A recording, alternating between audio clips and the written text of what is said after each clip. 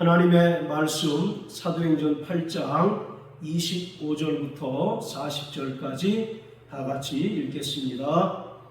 두 사도가 주의 말씀을 증거하여 말한 후 예루살렘으로 돌아올새 사마리아 일의 여러 촌에서 복음을 전하니라. 주의 사자가 빌립도로 일러 가로되 일어나서 남으로 향하여 예루살렘에서 가사로 내려가는 길까지 가라 하니 그 길은 광야라. 일어나 가서 보니 에디오피아 사람 곧 에디오피아 여왕 간다게의 모든 국고를 맡은 큰 권세가 있는 내시가 예배하러 예루살렘에 왔다가 돌아가는데 병거를 타고 선지자 이사야의 글을 읽더라. 성령이 빌립도로 이르시되 이 병거로 가까이 나아가라 하시거늘 빌립이 달려가서 선지자 이사야의 글 읽는 것을 듣고 말하되 읽는 것을 깨닫느뇨? 대답하되 지도하는 사람이 없으니 어찌 깨달을 수 있느뇨 하고 빌립을 청하여 병거에 올라 같이 앉으라 하니라. 읽는 성경 귀절은 이것이니 일러스되 저가 사지로 가는 양과 같이 끌리었고 털 깎는 자 앞에 있는 어린 양의 잠잠함과 같이 그 입을 열지 아니하였도다. 낮을 때에 공변된 판단을 받지 못하였으니 누가 가히 그 세대를 말하리요? 그 생명이 땅에서 빼앗김이로다 하였거늘 내시가 빌립도로 말하되 청컨대 묻노니 선지자가 이 말한 것이 누구를 가리킴이뇨? 자기를 가리킴이뇨? 타인을 가리킴이뇨? 빌립이 입을 열어 이 글에서 시작하여 예수를 가르쳐 복음을 전하니 길 가다가 물 있는 곳에 이르러 내시가 말하되 보라 물이 있으니 내가 침례를 받음에 무슨 거리낌이 있느뇨? 이에 명하여 병거를 머물고 빌립과 내시가 둘 다 물에 내려가 빌립이 침례를 주고 둘이 물에서 올라올새 주의 영이 빌립을 이끌어 간지라. 내시는 훈련이 길을 가므로 그를 다시 보지 못하니라. 빌립은 아소도에 나타나 여러 성을 지나 다니며 복음을 전하고 가이사랴에 이르니라. 아멘. 사도행전에 나타난 삼위 하나님께서는 주권적으로 복음 전파에 개입하시고 이끌어 가시는 살아계신 하나님입니다. 이러한 하나님의 주권적인 인도하심에 인간이 전적으로 순종함으로써 복음의 확장이 이루어졌다는 것을 사도행전은 반복해서 기록하고 있습니다. 그러므로 사도행전에 나타난 복음의 확장, 복음의 진보는 하나님의 주권과 인간의 전적인 순종이 협력하여 이루어진 역사입니다. 사도행전에 등장하는 대표적인 인물들인 베드로, 스데반, 빌립, 사도 바울 등의 기록들을 볼 때에도 하나님의 주권적인 역사와 인간의 전적인 순종이 어우러져 놀라운 역사가 이루어진 것을 볼 수 있습니다. 하나님께서는 주의 사자를 통해서 빌립에게 명령하셔서 에디오피아 여왕의 내시를 만나서 복음을 전하고 침례를 베풀게 하셨습니다. 그리고 사도행전 10장과 11장에 보면 고넬료를 통해서 자기 집에 베드로를 청하게 하셨고 또 베드로는 하나님의 명령에 순종하여 고넬료의 집에 가서 복음을 전했더니 이방인 가운데 최초로 성령이 임하게 되었습니다. 그런가 하면 사도행전 16장에 보면 다메섹에서 부활하신 예수님을 만나서 회심하고 또 이방인의 사도로 세우심을 받은 바울이 아시아로 가기를 원했지만 그 발걸음을 막으시고 유럽으로 복음을 전하도록 하신 이가 또한 하나님이심을 알 수 있습니다. 자, 사도행전 16장 6절부터 10절까지 읽겠습니다. 성령이 아시아에서 말씀을 전하지 못하게 하시거늘 부르기아와 갈라디아 땅으로 다녀가 무시아 앞에서 이르러 비두니아로 가고자 애쓰되 예수의 영이 허락지 아니하시는지라. 무시아로 지나 드로아에 내려갔는데 밤에 환상이 바울에게 보이니 마게도냐 사람 하나가 서서 그에게 청하여 가로되 마게도냐로 건너와서 우리를 도우라 하거늘 바울이 이 환상을 본 후에 우리가 곧 마게도냐로 떠나기를 힘쓰니 이는 하나님이 저 사람들에게 복음을 전하라고 우리를 부르신 줄로 인정함이로라.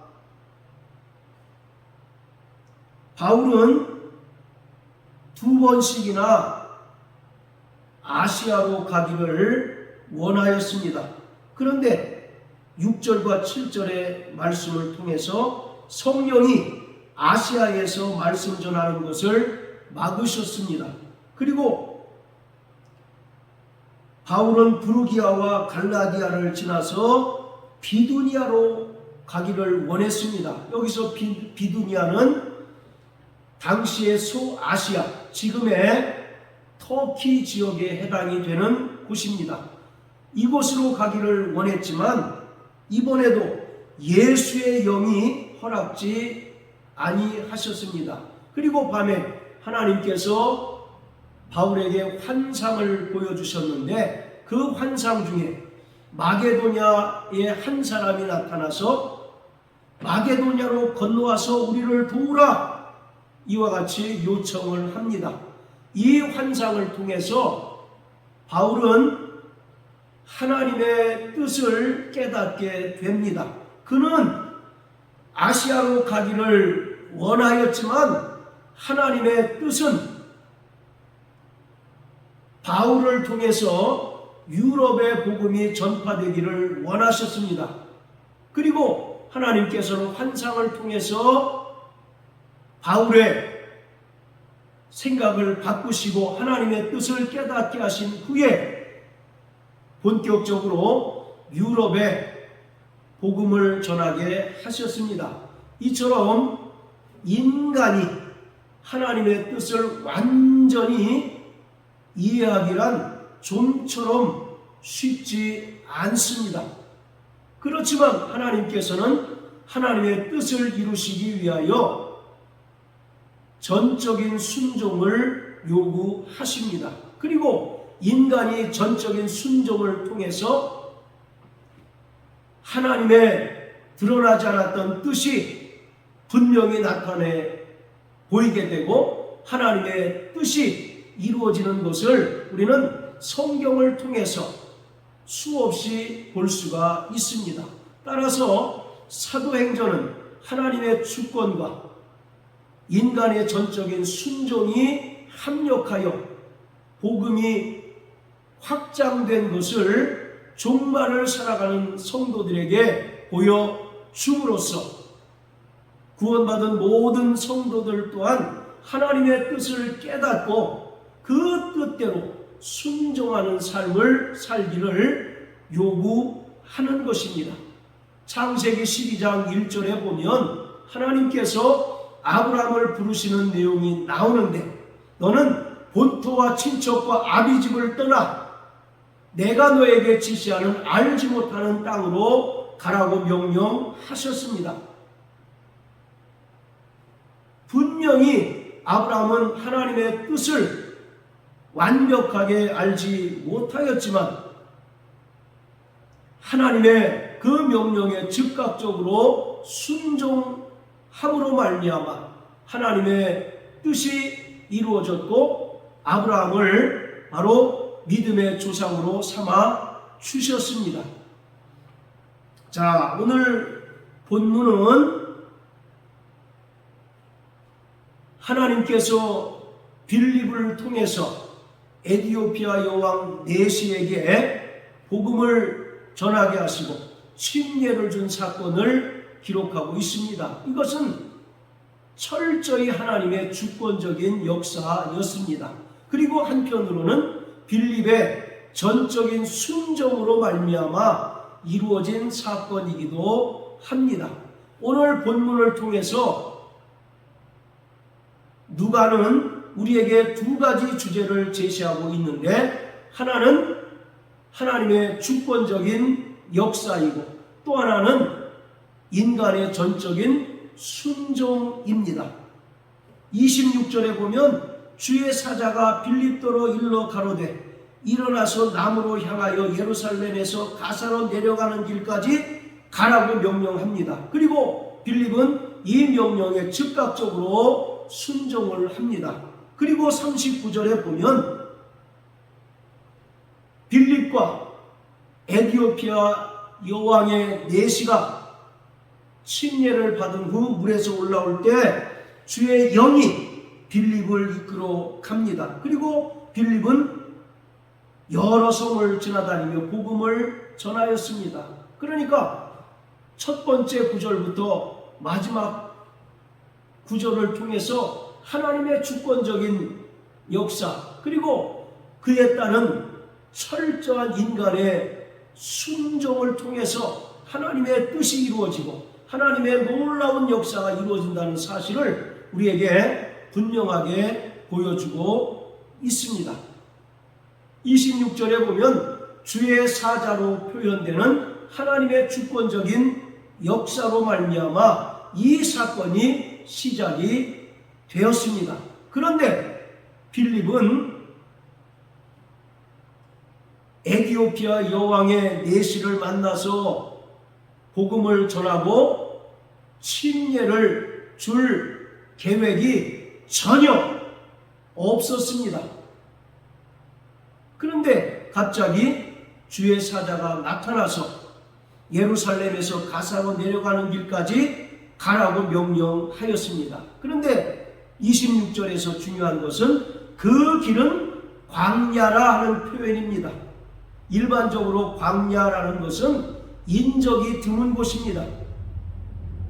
사람의 발길이 그다지 많지 않은 곳으로서 복음을 전파할 가능성이 극히 낮은 곳입니다.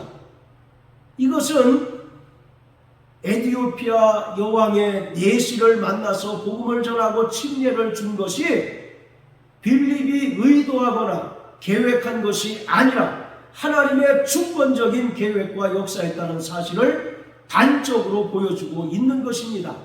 만약에 빌립이 계획을 했다면 빌립은 인적이 많고 사람들이 많이 모여있는 곳을 택하였을 것입니다.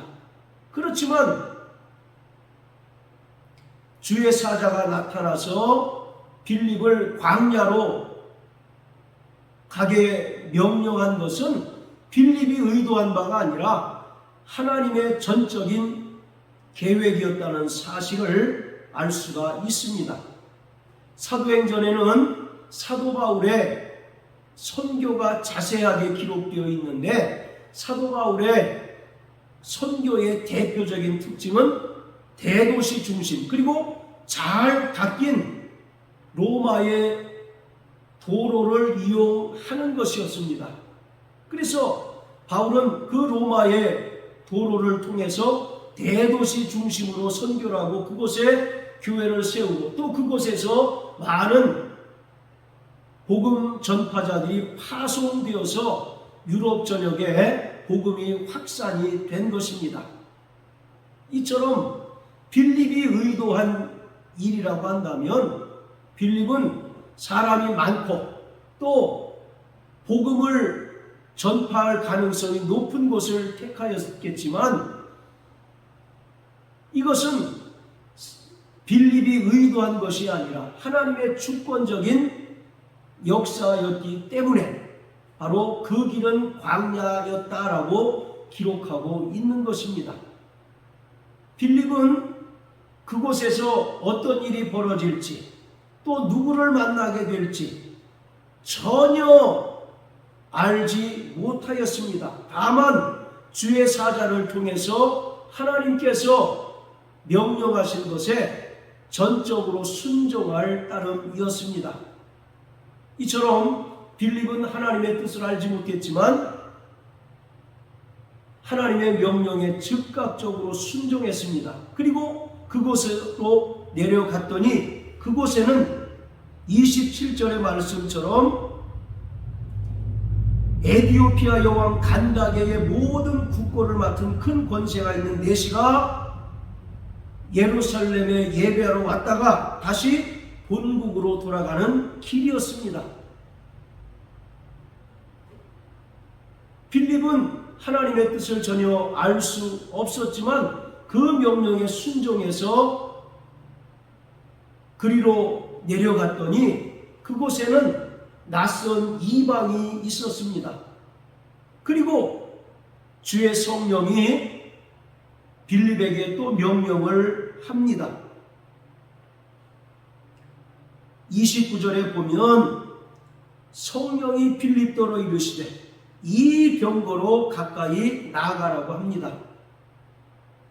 처음에는 주의 사자를 통해서 명령하시더니 이제는 성령이 빌립에게 명령하기를 병거에 가까이 가라고 하셨습니다. 그리고 빌립은 그 명령에 순종해서 병거로 가까이 갔더니 그곳에는 에디오피아 여왕의 내시가 이사야서를 읽고 있었습니다. 빌립이 그 병거까지 오게 된 것이 우연이 아니라 철저히 하나님의 놀라운 섭리와 계획이듯이 에디오피아 여왕의 내시가 이사야서를 읽고 있었던 것 역시 결코 우연이 아니라 하나님의 놀라운 섭리였습니다. 바로 에디오피아 여왕 간다게의 모든 국고를 맡은 큰 권세가 있는 내시는 예루살렘에서 예배를 드리고 다시 본국으로 돌아가는 중에 말씀을 온전히 깨닫지 못한 그 갈급함으로 인하여 길에서 이사야서를 읽고 있었던 중이었습니다.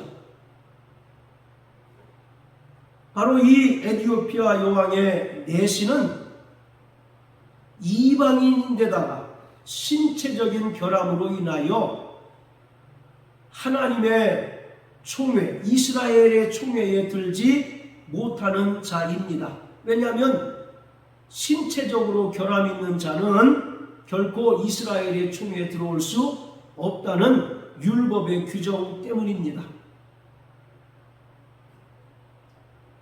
빌립 또한 이러한 규정을 잘 알고 있었지만 그는 내시가 있는 병거에 가까이 갔을 때 내시가 읽었던 이사야서의 말씀을 듣는 즉시 하나님께서 그를 보내신 뜻을 비로소 알게 되었습니다.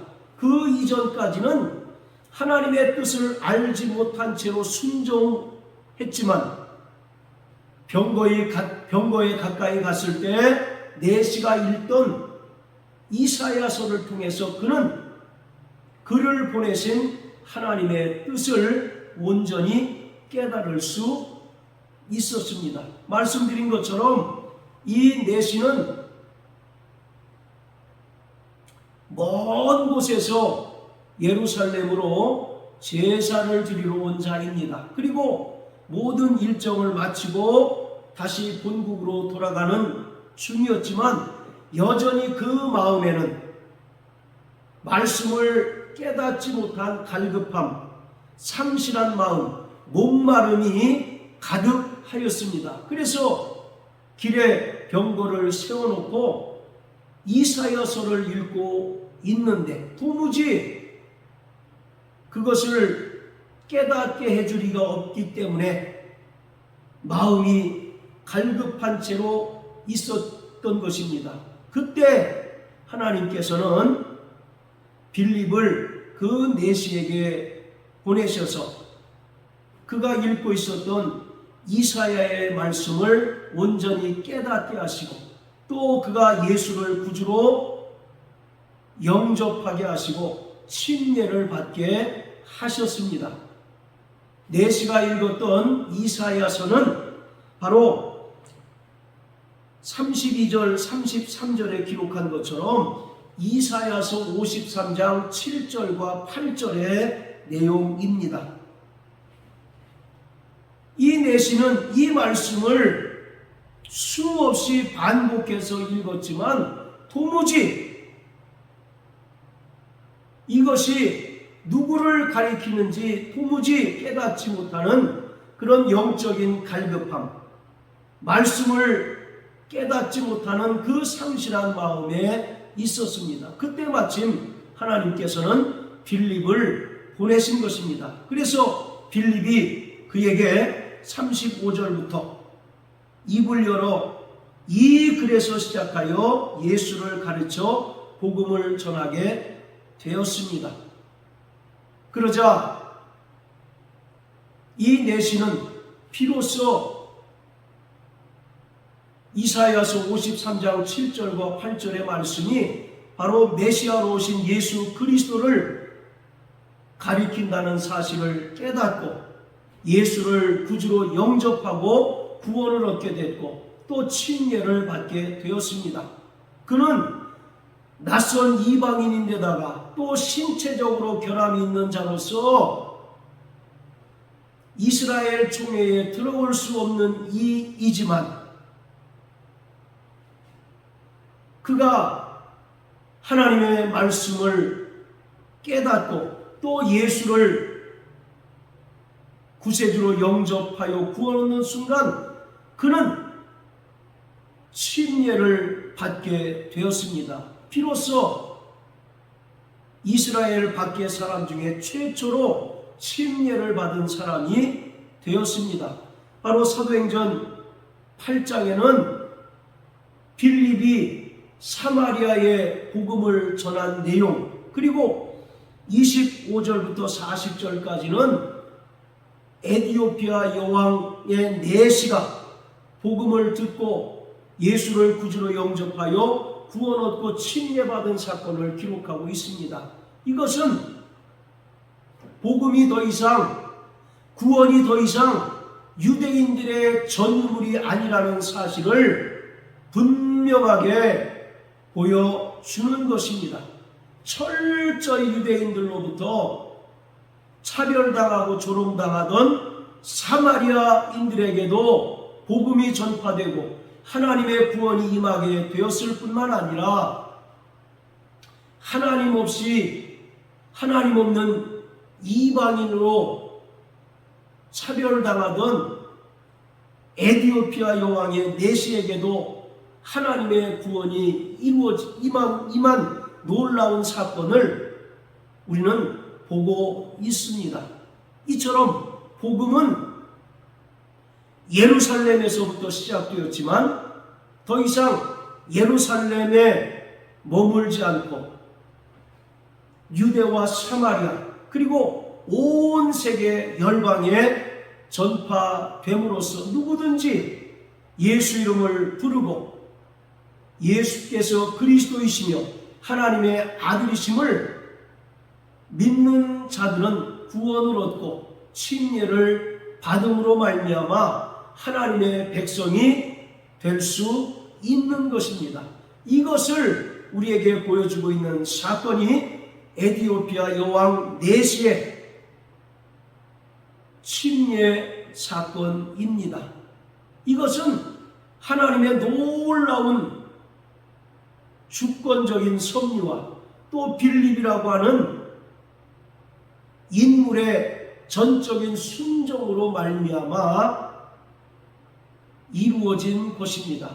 하나님께서는 구원받은 성도들을 복음의 동력자로 삼으십니다.